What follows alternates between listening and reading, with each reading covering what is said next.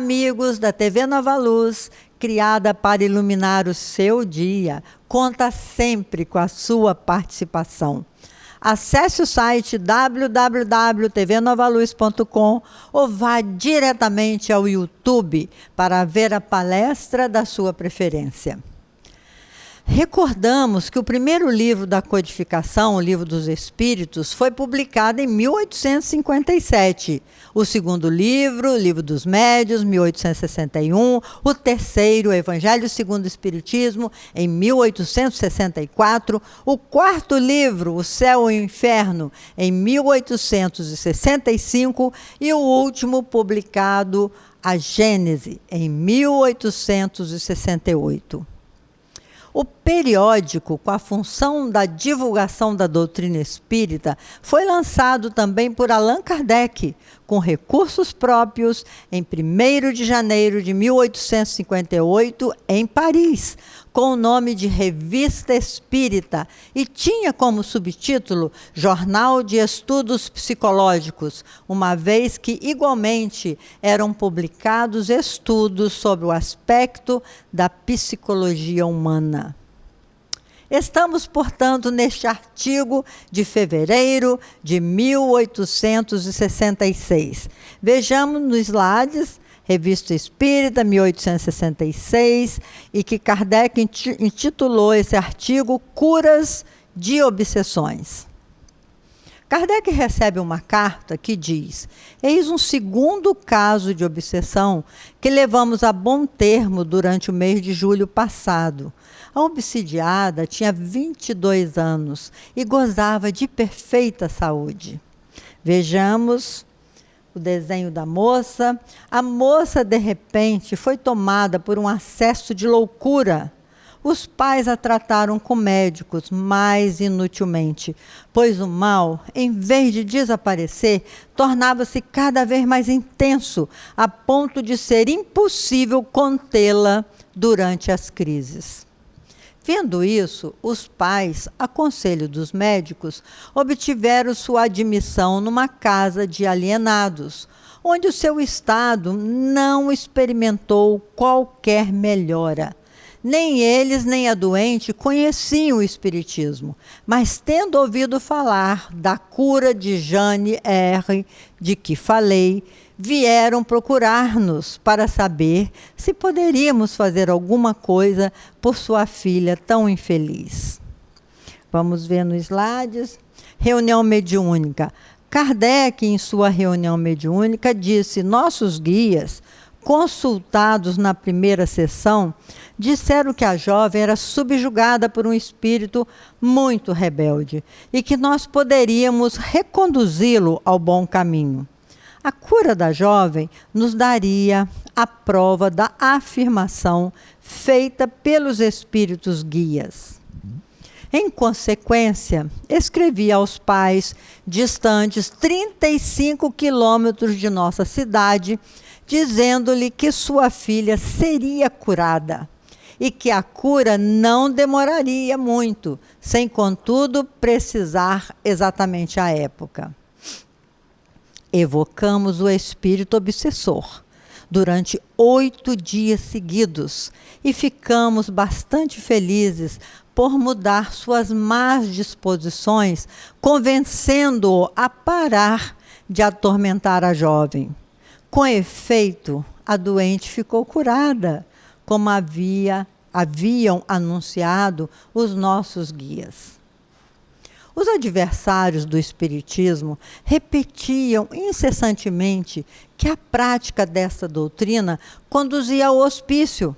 Pois bem, nós lhes podemos dizer que sempre foi exatamente o contrário. O espiritismo fez sair dele aqueles que lá haviam entrado. Entre mil outros, este fato é uma nova prova da existência da loucura por obsessão, cuja causa é inteiramente distinta da loucura patológica e que a ciência cura, e diante da qual a ciência, diante da loucura obsessiva, a ciência falhará, enquanto se obstinar em negar o elemento espiritual e a sua influência.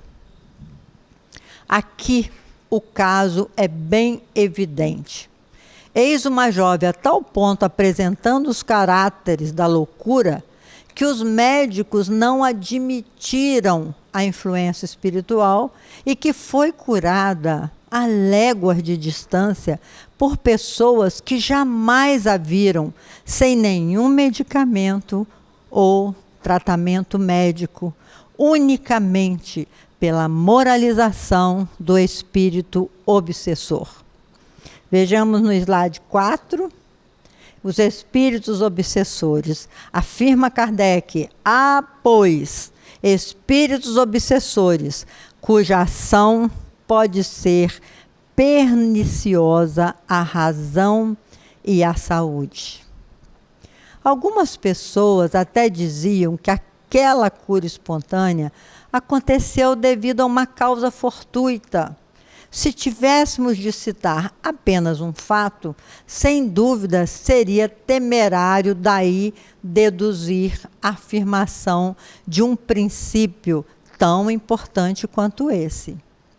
Mas os exemplos de curas semelhantes têm sido muito numerosos. Compreendemos, no entanto, que não tem sido sem vivo pesar que as famílias se veem obrigadas a buscar recursos que para elas são desconhecidos. Citamos várias curas desse gênero, notadamente nos meses de fevereiro de 1864 e janeiro de 1865, que contém duas relações completas, eminentemente instrutivas. Eis outro fato, não menos característicos, obtido no grupo de Marmande. Num vilarejo, Marmande, a algumas léguas dessa cidade, havia um camponês acometido por uma loucura de tal modo furiosa que perseguia as pessoas, tentando enforcá-las e matá-las. Em que, em falta das pessoas, o pobre homem atacava até as aves domésticas.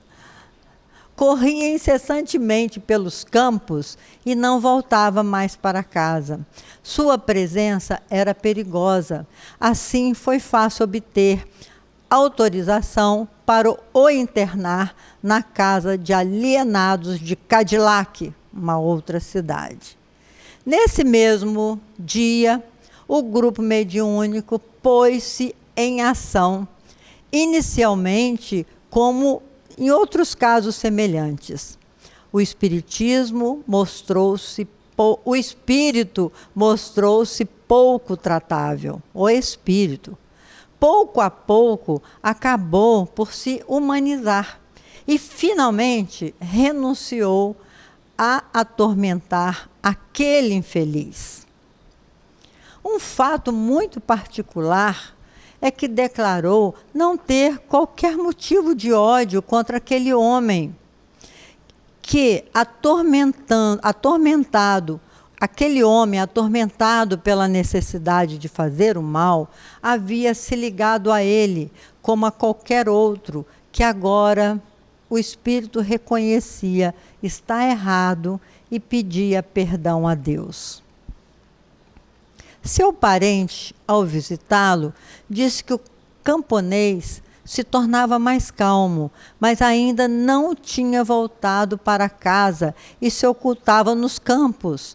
Na visita seguinte, ele tinha voltado, mas estava sombrio e se mantinha afastado, já não procurava bater em mais ninguém. Alguns dias depois, ia à feira e fazia seus negócios habituais. Assim, meus irmãos, bastaram 8 dias para devolver ao camponês o estado normal. E isto sem nenhum tratamento físico. É fantástico.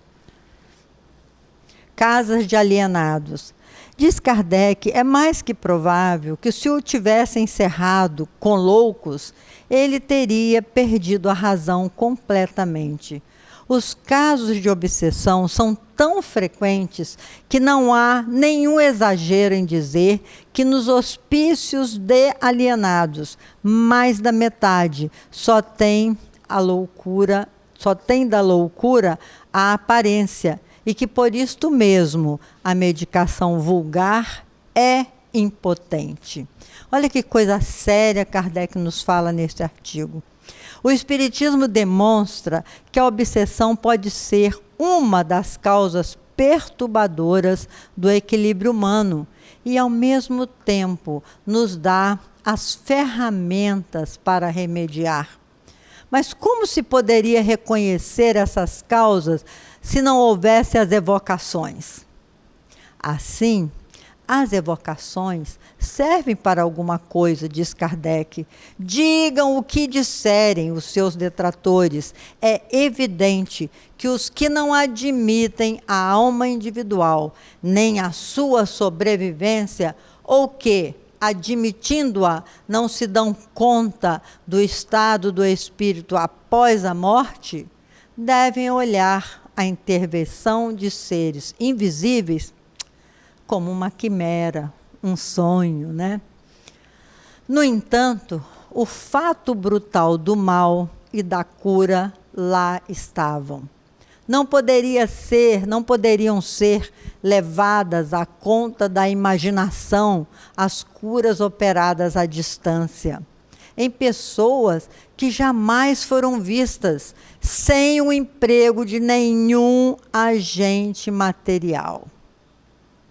A doença não poderia ser atribuída à prática do espiritismo, desde que atingia até as pessoas que não acreditavam no espiritismo. Contudo, lá não havia nada de maravilhoso, mas eram efeitos naturais que existiram em todos os tempos e até então não eram compreendidos. Vamos ver no slide 6, o desejo de fazer o mal. Kardec pondera, não se vê entre os vivos seres maus atormentando outros mais fracos, até os deixar doentes e até matá-los, e isso sem outro motivo, senão a ignorância ou o desejo de fazer o mal? Há dois meios de restituir a paz à vítima: subtraí-la à autoridade de sua brutalidade ou desenvolver o sentimento do bem nos espíritos invasores.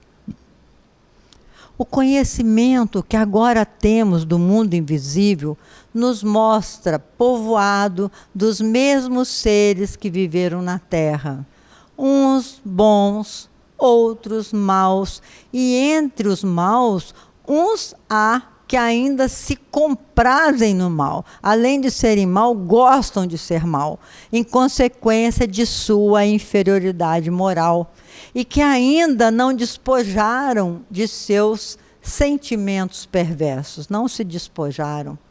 Estão entre nós, como quando vivos, com a única diferença que, em vez de ter um corpo material visível, eles têm corpo fluídico invisível, mas não deixam de ser os mesmos homens com senso moral pouco desenvolvido, buscando sempre ocasiões de fazer o mal a pessoas que conseguem se submeter à influência de obsessores encarnados que eram, tornaram-se obsessores desencarnados. Tanto mais perigosos porque agem invisivelmente. Afastá-los pela força não é coisa fácil, visto que não lhes podem apreender o corpo, o único meio de dominá-los. É o ascendente moral com cuja ajuda, pelo raciocínio e sábios conselhos, consegue-se torná-los melhores, ao que são mais acessíveis no estado de espírito do que no estado corporal. Então, o que Kardec está dizendo, meus irmãos, é que o espírito mal na Terra, ao desencarnar, ele não vira bom. Ele continua mal, mas se torna mais fácil o acesso a eles, porque eles são mais sensíveis pelo estado de estarem invisíveis. Desde o instante em que são levados a renunciar voluntariamente aos tormentos que provocam, o mal desaparece, quando causado pela obsessão. Ora, compreende-se que nem são as duchas, nem os remédios administrados ao doente que podem agir sobre o espírito obsessor. Eis todo o segredo dessas curas, para as quais não há palavras sacramentais, nem fórmulas cabalísticas. É o diálogo sincero e amoroso, com argumentos lógicos, que irá sensibilizar o espírito e ajudá-lo a mudar o rumo da sua vida. Diálogos habilidosos. A habilidade, nós estamos vendo aí na gravura, um espírito lá, obsessor, através da médium, bem raivoso, e o doutrinador sendo ajudado pelo guia espiritual. A habilidade consiste em se saber domá-lo pelo seu caráter, em dirigir contato às instruções que lhe são dadas, como o faria um instrutor experimentado. Todas as questões se reduzem a isto: há ou não há espíritos obsessores? A resposta, no que dissemos acima, aí está. Os fatos materiais lá estão. Por vezes perguntam por que Deus permite que os espíritos maus atormentem os vivos. Com tanto mais razões, poderiam perguntar por que Deus permite que os vivos se atormentem entre si. É uma pergunta óbvia que Kardec faz. A verdade é que o mundo material e o mundo espiritual se compõem dos mesmos seres em dois estados diferentes.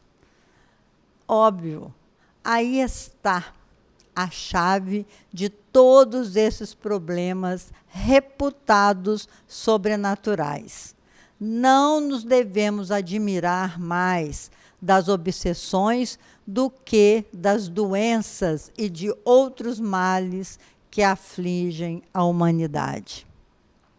Os homens sofrem aqui as consequências de suas imperfeições, porquanto, se fossem mais perfeitos, aqui não estariam, óbvio. Assim, meus irmãos e irmãs, venham estudar conosco esses ensinamentos preciosos deixados pelos nossos amigos da espiritualidade e copilado por Allan Kardec. Foram deixados pelos espíritos no sentido de nos mostrar o verdadeiro sentido da vida. O progresso é uma lei que precisa dos homens de boa vontade. Portanto, acione ao máximo a sua vontade de compreender a dimensão espiritual que nos cerca, de onde viemos, para onde vamos, para onde retornaremos. Lembre-se, conhecimento, oração e humildade. Até o nosso próximo encontro, se Deus quiser.